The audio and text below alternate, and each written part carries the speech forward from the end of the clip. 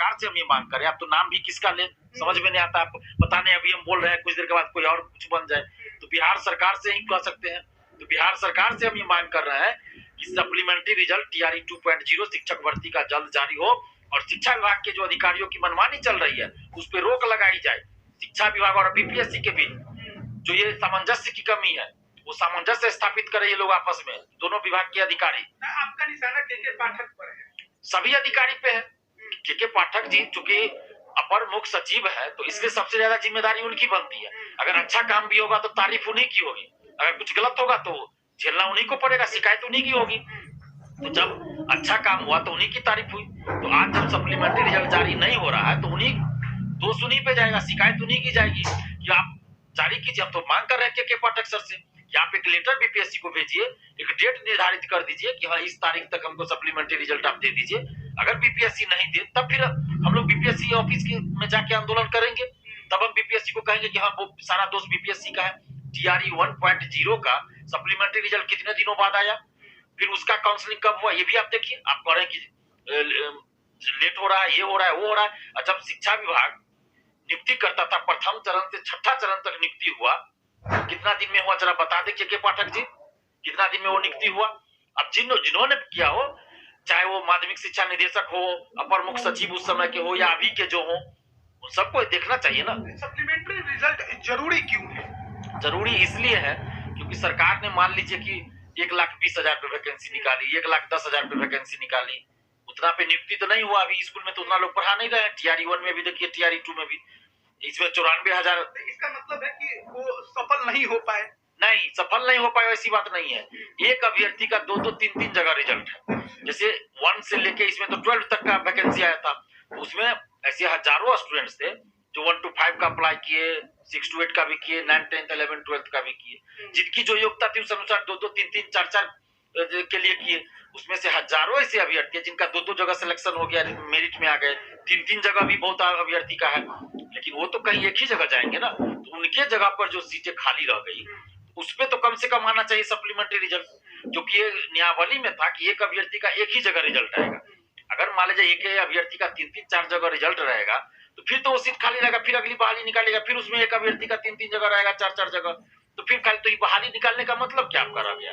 बहाली आपने जितने पदों के लिए निकाला उतना सीट तो आप भरिए, अगर योग्यता है अभ्यर्थी के पास। तो हम ये नहीं कर रहे कि जिसके पास योग्यता नहीं है या फेल है उसको पास करना है, ऐसा नहीं करे। योग्यता रखते हैं, विज्ञापन की शर्तों के अनुसार सीटें खाली तो आप उनको नौकरी दीजिए। और इसमें तो कट ऑफ पे है, डेट ऑफ बर्थ के चलते बाहर किया गया, कोई 1 नंबर 2 नंबर से बाहर है। तो हमारी ये मांग है कि जितना सीट खाली हुआ है कम से कम उस पर आप सप्लीमेंट्री रिजल्ट दीजिए। TRE 1 का भी आपने दिया था, TRE 2 का भी आप दे दीजिए। ये जो लगभग 17 से 20 हजार के आसपास बताई जा रही है संख्या, तो ये तो इतने लोगों को नौकरी मिल जाएगी, बेरोजगार लोगों को। 17 से 20 हजार की बात है, हो सकता है और भी ज्यादा हो। मुझे जहां तक लग रहा है 17 से 20 हजार की संख्या हो सकती है, इससे ज्यादा भी हो। तो जितना खाली है उस पर सप्लीमेंट्री रिजल्ट जारी करें। तो BPSC कार्यालय गए थे क्या? अध्यक्ष जी से कोई बातचीत हुई? देखिए BPSC का साफ साफ कहना है, BPSC का ये कहना है कि हम सप्लीमेंट्री रिजल्ट देने के लिए तैयार है। शिक्षा विभाग ने रोक लगा दिया तो हम कैसे दें? इसका मतलब BPSC ने सब कुछ बना लिया था, बस जारी करना था, लेकिन के पाठक जी की तरफ से रोक लगा। अब देखिए के पाठक जी का हम नाम तो नहीं ले सकते क्योंकि शिक्षा विभाग ने लेटर जारी किया, और जिस दिन ये लेटर जारी किया उस दिन अब वो थे या नहीं थे मुझे नहीं पता। वो चूंकि छुट्टी में थे, अब उस दिन वो आए थे तो उन्हीं के देखरेख में हुआ कि क्या हुआ है। तो शिक्षा विभाग का अपना अधिकारियों के बीच का मामला, उसमें तो हम नहीं कुछ कहेंगे।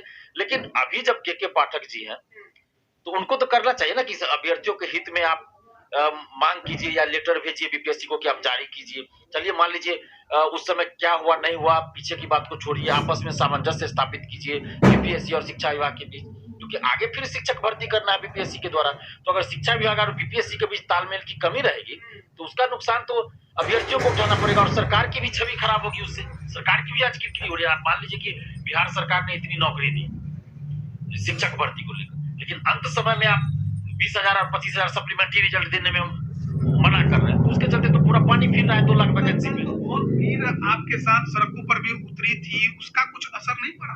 देखिए उसका असर तो निश्चित रूप से पड़ा है।